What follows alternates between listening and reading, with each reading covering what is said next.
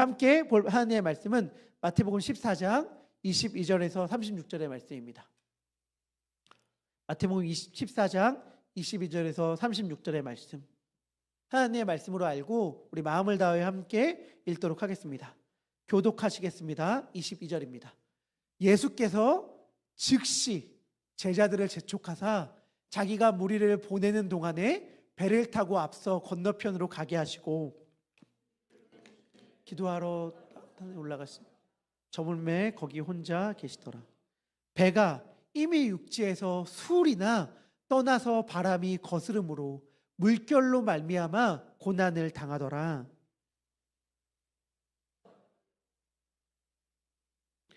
제자들이 그가 바다 위로 걸어오심을 보고 놀라 유령이라 하며 무서워하여 소리 지르거늘 예수께서 그때 안심하라 나니 두려워하지 말라. 베드로가 대답하여 이르되 주여 만일 주님이시거든 나를 명하사 물 위로 오라 하소서 하니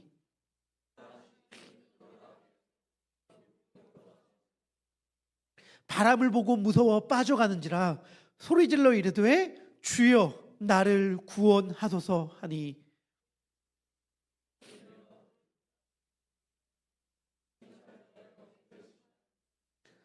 배에 함께 오름에 바람이 그치는지라.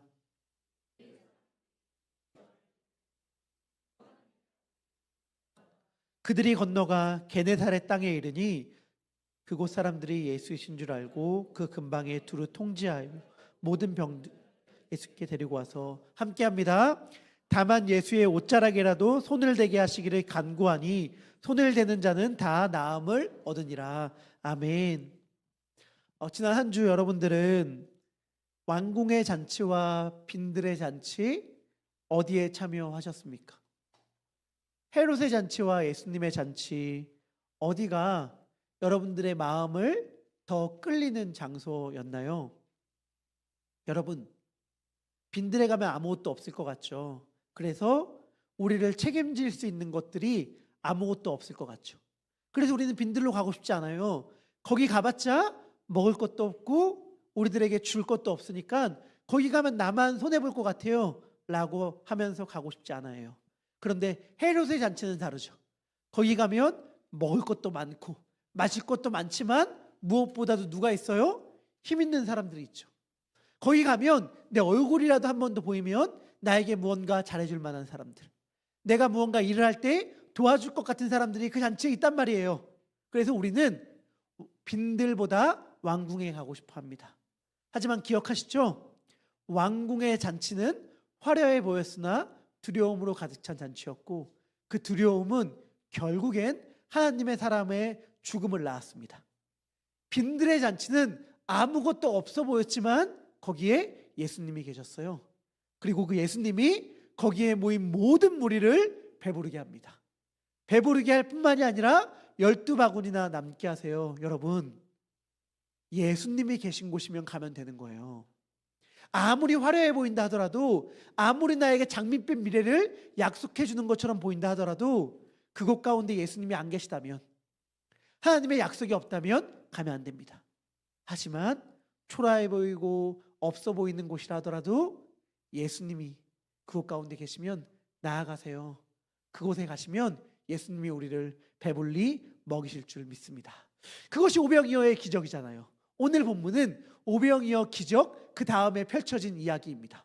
오병이어를 한번 상상해 봤으면 좋겠어요. 여러분, 제 아내가 저에게 신이 나면서 자주 하는 말이 있습니다. 제 아내가 신이 나면서 저에게 말을 거는 경우가 많이 없는데 근데 말을 걸 때가 있어요. 그 대사가 늘 똑같아. 그게 뭔지 아세요, 여러분?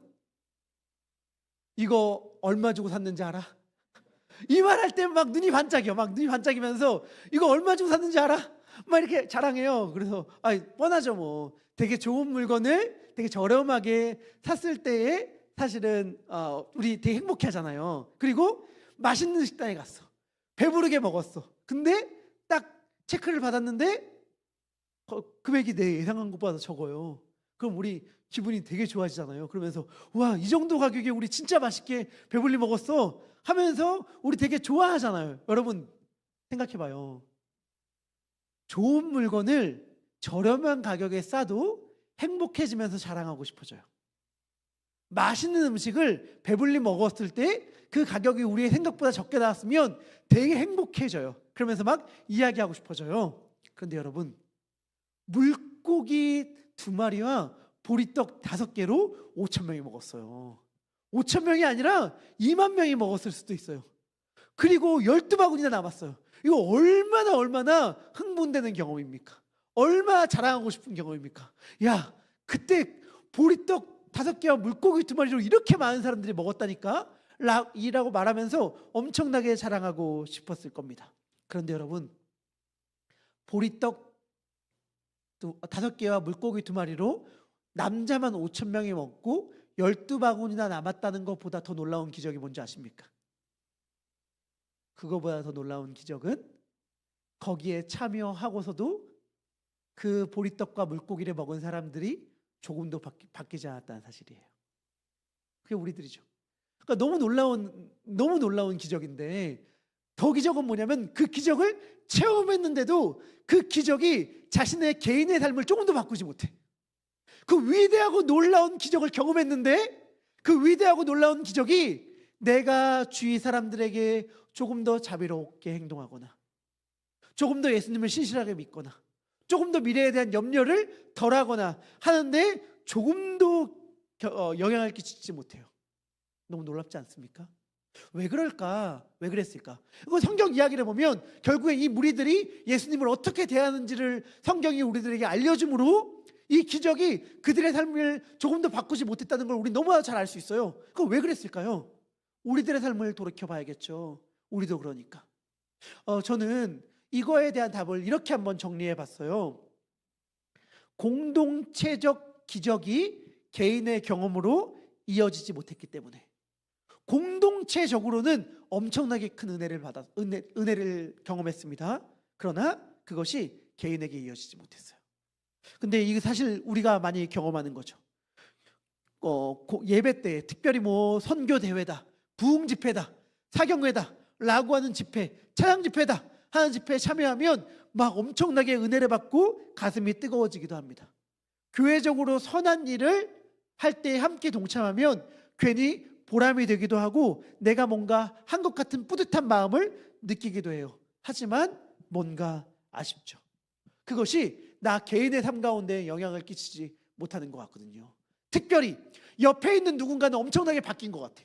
옆에 있는 누군가는 그 선교에 참여하고 그 예배에 참여하고 그 찬양 집회에 참여하고 그 일에 참여해서 엄청나게 은혜도 받은 것 같은데 나는 아니야. 감사하긴 한데 무언가 내 마음에 와닿는 것은 없어. 공동체적 은혜가 내 개인의 일상의 삶까지는 이어지지를 못하는 것입니다. 그 경험이 나 개인의 이야기가 되지 못한 거죠. 그럴 때 우리는 변함없는 날들을 살아가기가 쉽습니다.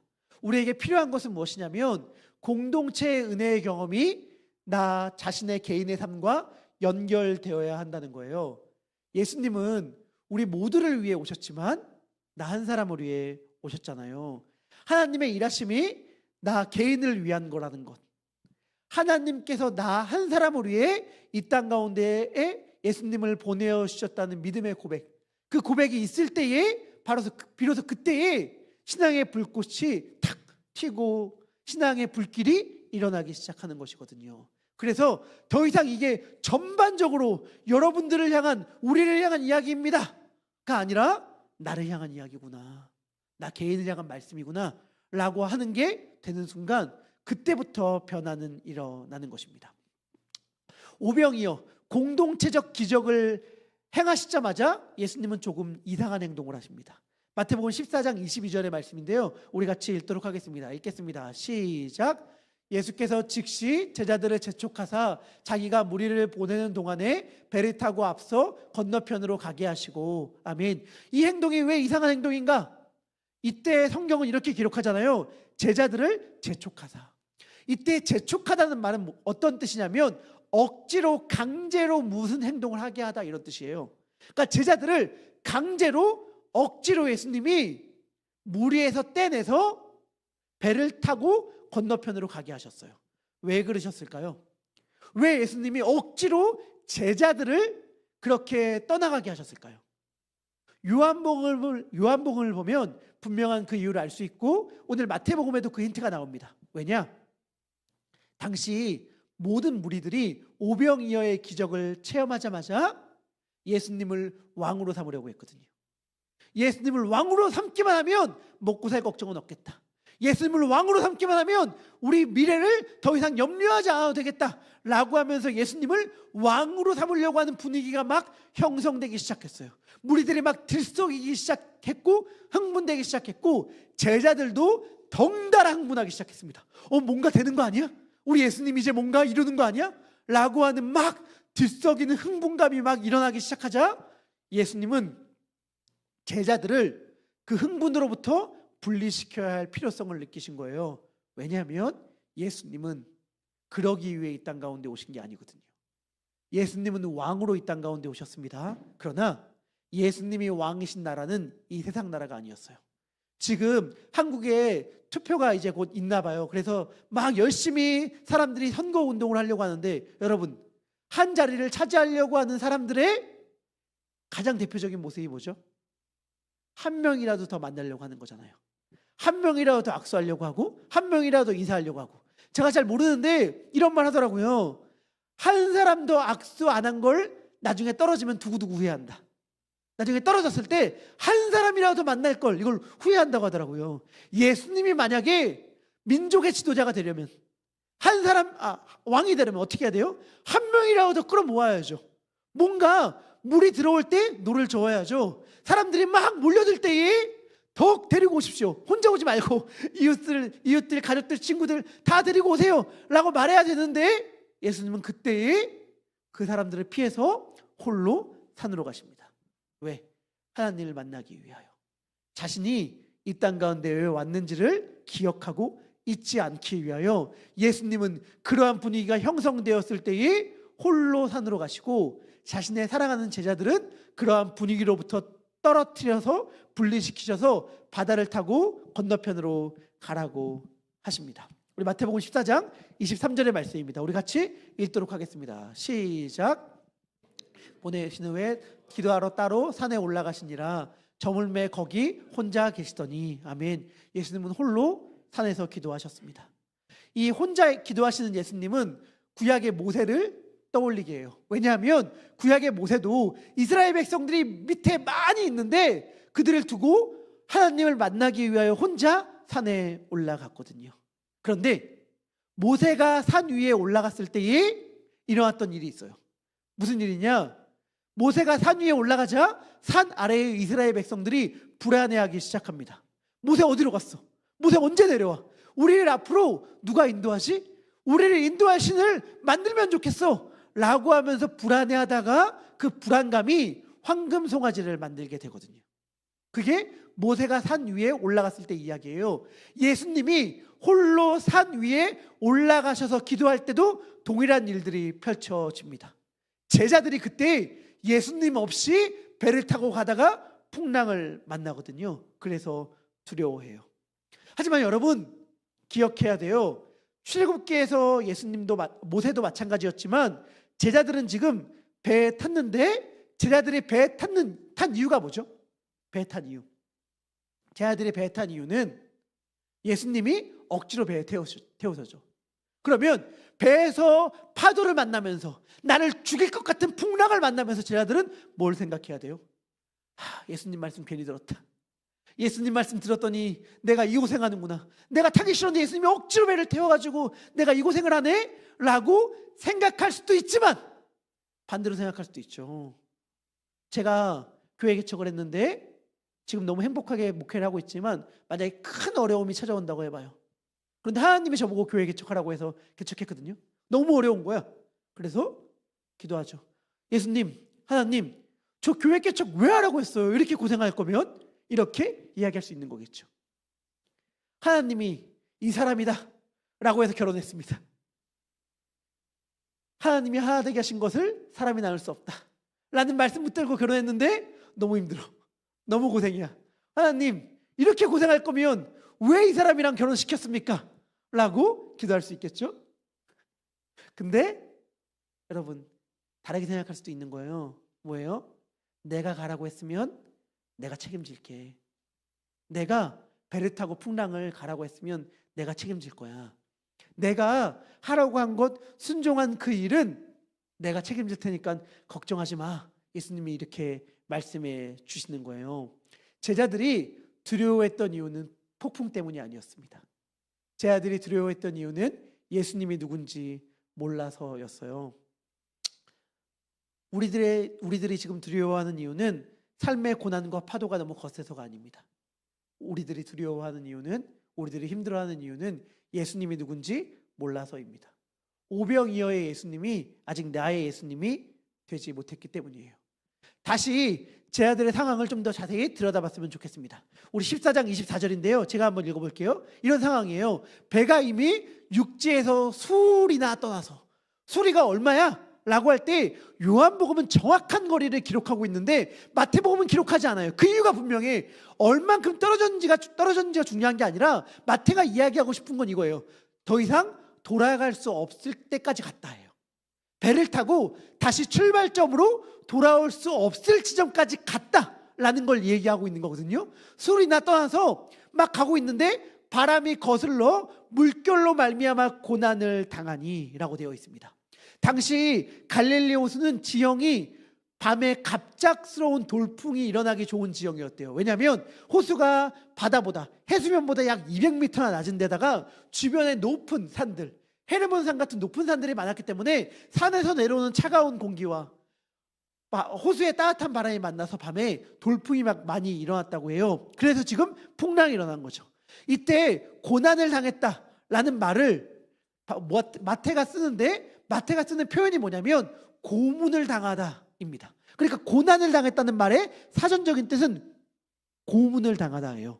지금 배를 타고 있는 제자들은 고문을 당하는 것 같은 상황이었습니다. 배가 파도에 두들겨 맞고 있고 제자들은 고문을 당하는 것처럼 생명의 위험을 받고 있었어요. 그리고 그 시간은 밤 사경이었다라고 이야기합니다. 밤 사경은 새벽 3시에서 6시 사이 가장 어두울 때였습니다. 제자들은 저녁 때 배를 타고 출발했거든요. 그러니까 최소한 6시간에서 많게는 9시간 정도 배 위에서 파도와 싸우고 있었습니다. 가장 깜깜하고 가장 지치고 가장 힘이 쭉 빠진 그 시간에 예수님이 찾아가시는 거예요. 예수님은 바로 그 시간 제자들을 만나러 가고 계십니다. 우리의 모든 힘이 다 빠지는 밤 사경의 그 시간 말이죠. 우리 마태복음 14장 25절의 말씀인데 우리 같이 읽도록 하겠습니다. 시작.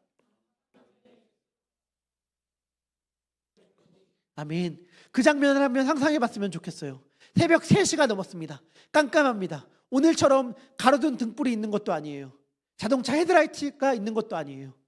셀폰 플래시라이트가 있는 것도 아니에요. 그냥 깜깜해요. 별빛과 달빛이 비치지만 폭풍 때문에 그 빛도 강하지가 못해요. 그런데 바다 위에 사람같이 보이는 존재가 걸어서 오고 있는 거예요. 제자들은 그 모습을 보고 소리를 지릅니다. 유령이다! 라고 소리를 질러요. 여러분 기억하세요? 세례 요한이 죽은 다음에 예수님에 대한 소식을 들었을 때 헤롯이 예수님을 향해서 이렇게 이야기했어요. 세례 요한이 다시 살아났다. 지금 제자들은 예수님을 향해 이야기합니다. 유령이다. 왜일까요? 두려워해서죠. 여러분 두려움에 빠진 사람의 제일 큰 특징이 뭔지 아세요? 제대로 못 본다는 겁니다. 여러분 그런 거 해본 적 거의 없지만 영상으로는 본 적 있을 거예요. 대부분 흉가 체험 그런 거. 뭐 무서운 집 같은 데 가면 여러분들 밝은 빛 가운데 보면 아무것도 아닌 것들 있잖아요. 빗자루가 세워져 있다. 뭐 여기에 뭐 바가지가 놓여져 있다. 이런 거 아무것도 아니야. 그런데 깜깜한 밤에 잘 보이지 않는 가운데서 그걸 보면 막 화들짝 놀라잖아요. 두려움에 사로잡혀 있을 때. 아무 일도 아니야. 사실 별거 아니야. 제가 집에 있을 때 갑자기 아내가 저를 부릅니다. 여보. 근데 제가 갑자기 화들짝 놀랄 때가 있어요. 화들짝 놀랄 때. 별일 아닌데. 왜? 두려움에 사로잡혀 있을 때. 사실은 별거 아닌데. 우리가 그럴 때가 많이 있잖아요. 지금 제자들이 예수님을 보면서 주시다. 예수님이다. 예수님이 나를 구하러 오셨다. 라고 고백하면 얼마나 멋있어. 예수님 나의 위기의 한가운데에서, 고난의 한가운데에서 나를 버려두지 않고 구원하러 오셨군요 라고 고백하면 너무 멋있는데, 예수님을 향해 고백해요. 위력이다, 위력이다. 얼마나 어처구니 없는 얘기입니까? 그런데 그렇게 이야기할 수밖에 없었어요. 두려웠기 때문입니다. 두려움에 사로잡히면 그렇게 보이는 거예요. 그들에게 이미 오병이어의 예수님은 보이지 않았던 것 같아요. 여러분, 오병이어의 예수님이 무엇을 할 수 있는지를 보여주는 기적이었습니다. 배고프고 굶주린 자들을 배불릴 수 있는 분이다 라고 하는 것을 보여주신 것이죠. 그런데 물 위를 걸으시는 예수님이 누구신지를 보여주는 거예요. 예수님은 누구신가? 예수님은 물 위를 걸어서 오신 후에 이렇게 말씀하십니다. 우리 27절의 말씀인데요, 이 말씀도 우리 큰 목소리로 읽도록 하겠습니다. 읽겠습니다. 시작. 나니 두려워하지 말라. 아멘. 예수님이 오신 다음에 말씀하십니다. 안심하라. 나니 두려워하지 말라. 그런데 이때에 나니 두려워하지 말라라는 말은 너무 특별한 말이에요. 우리가 한 번쯤은 들어봤을 헬라어, 그리스어일 수 있는데 에고 에이미라는 말이거든요. 이 말이 뭐냐? 출애굽기에서 하나님께서 자기소개를 할 때 쓰신 말이에요. 하나님께서 자신의 백성, 자신의 사람들에게 나 누구야? 라고 하면서 자기소개를 하시거든요. 그 자기소개를 할 때 썼던 표현이 에고 에이미예요. 출애굽기 3장 14절인데 하나님이 모세에게 이렇게 말씀하십니다. 나는 스스로 있는 자이니라. I am who I am. 나는 스스로 있는 자이다. 이 말이 그리스어로 에고 에이미거든요. 예수님이 자신을 하나님이 자기소개를 했을 때의 표현을 가지고 설명하십니다. 또한 이때가 언제냐면 새벽때라고 했잖아요. 홍해가 갈라져서 하나님께서 이집트로부터 이스라엘을 구원했을 시간이 정확히 새벽 이 시간이거든요. 그러니까 예수님이 지금 무엇을 말씀하고 계신 거냐면, 나는 구약에서 이스라엘 백성들을 구원했던 하나님이야.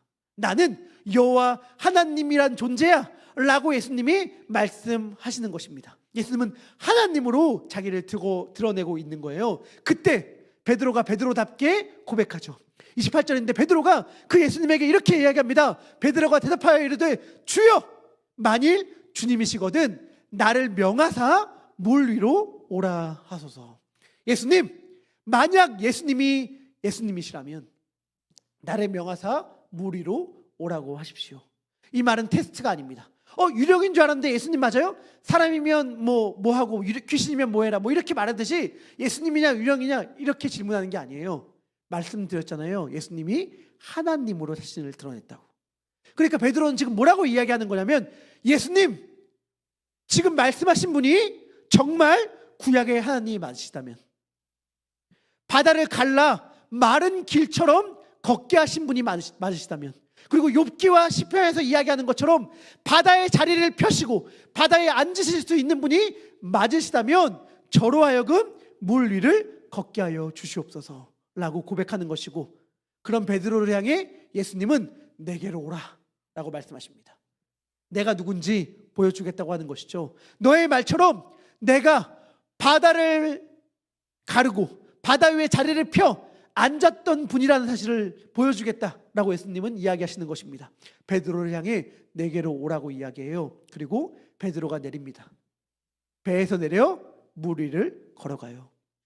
인류 역사상 유일하게 물 위를 걸었던 자, 베드로가 물 위를 걸었던 것은 베드로가 어마어마한 믿음, 한치의 의심도 없는 완벽한 믿음을 가졌기 때문이 아닙니다. 예수님이 오라고 하셨기 때문에 베드로가 걸을 수 있었던 거예요. 베드로는 여전히 불안하고 두려워했을지 모르겠습니다. 하지만 그 명령에 기대서 배에서 내려 순종했죠. 사랑하는 더베델의 성도님들, 우리가 주님을 따를 때에 완벽하게 준비되어야만, 순전한 기쁨으로 가득 차야지만 헌신해야지, 순종해야지, 이거 아니에요. 여러분, 놀라운 게 있는데, 하나님은 우리가 귀찮아하면서 억지로 나온 예배도 기쁘게 받으실 때가 있습니다. 그게 은혜죠. 우리가 억지로 끌려 나온 귀찮아하는 예배 가운데도 우리를 만나주시고 우리를 회복시키는 게 하나님의 은혜잖아요. 근데 반대도 있죠. 감사와 순종의 고백으로 나왔지만 얼마든지 시험해 드릴 수도 있습니다. 그것이 우리의 연약함이에요. 그러니까 제가 하고 싶은 말은 뭐냐면 우리가 아니라는 거예요. 우리는 우리에게 기대할 바가 의지할 바가 하나도 없어.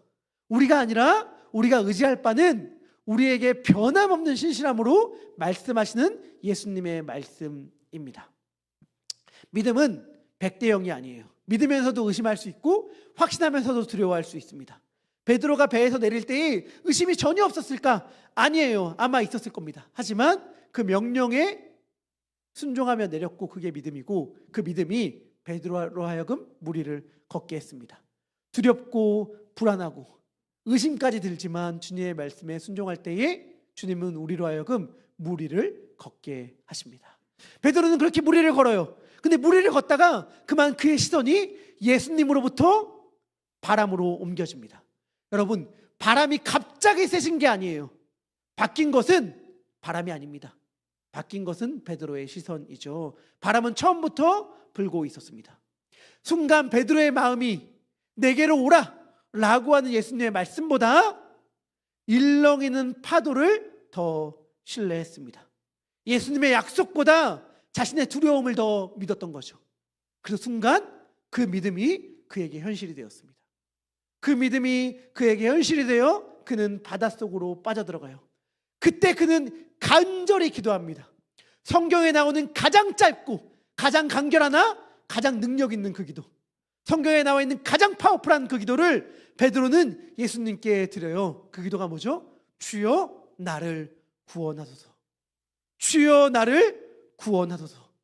제가 밑에 헬라어로 그리스어로도 적어놨는데 저는 이 말은 다 어려운 헬라어일 수 있지만 다 외웠으면 좋겠어요. 어떻게 쓰는지 몰라도 상관없어. 제가 주보에 적어놨는데 퀴리에 소손메, 퀴리에 주여 소손 구원하소서, 메 나를, 주여 나를 구원하소서.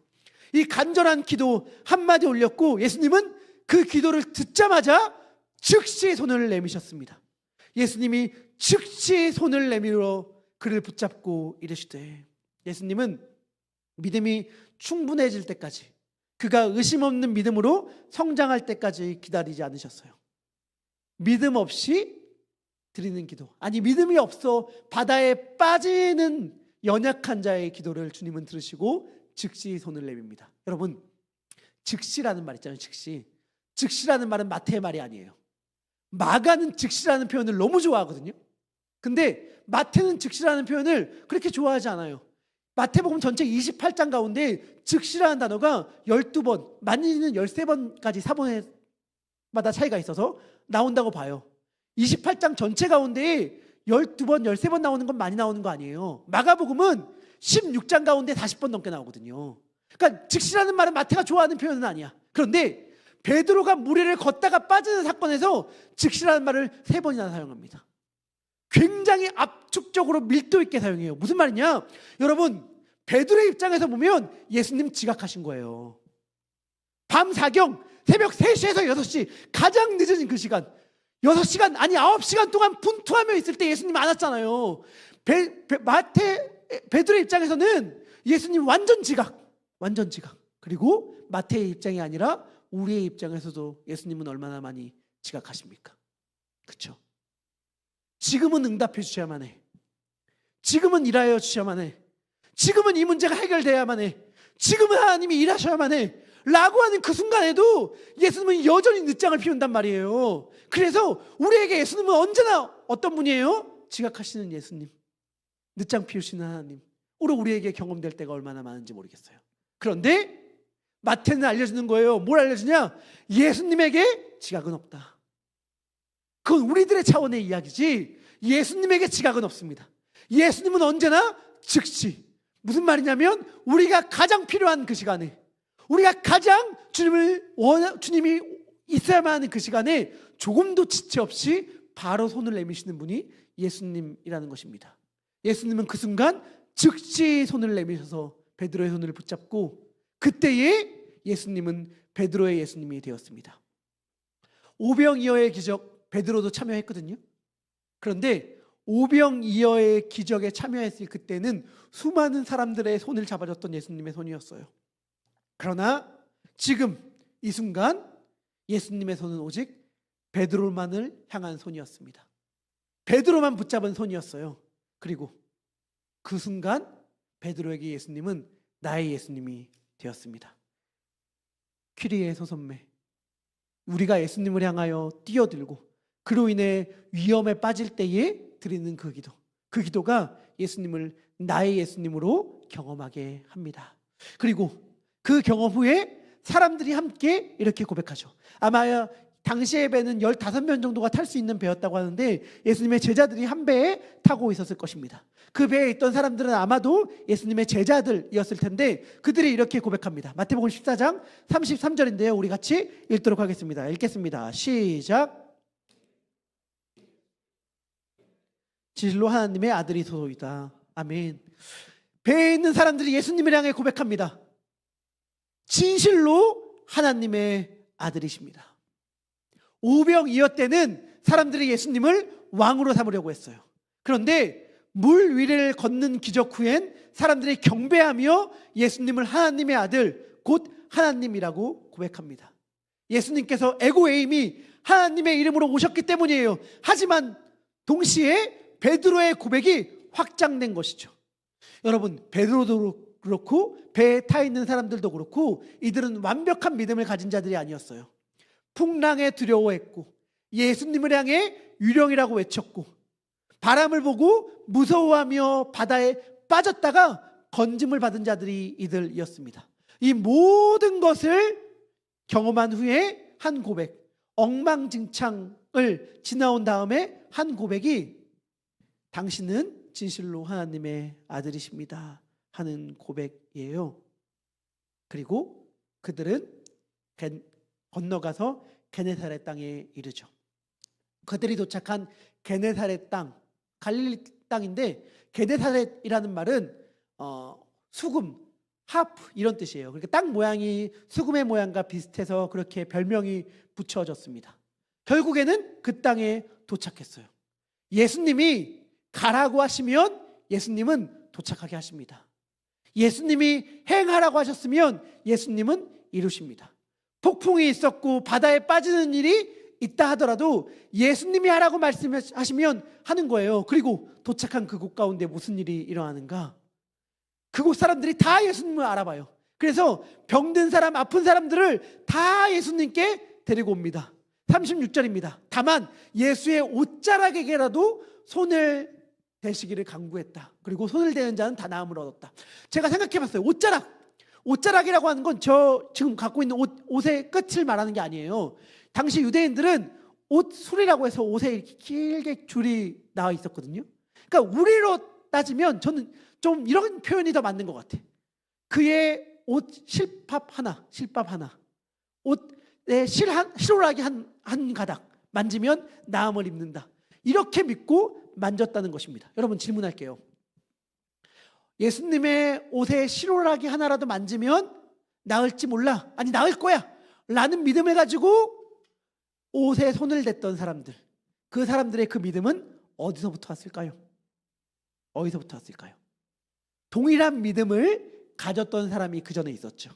기억하시나요? 마태복음 9장에 12회 동안 혈루증을 앓았던 여인.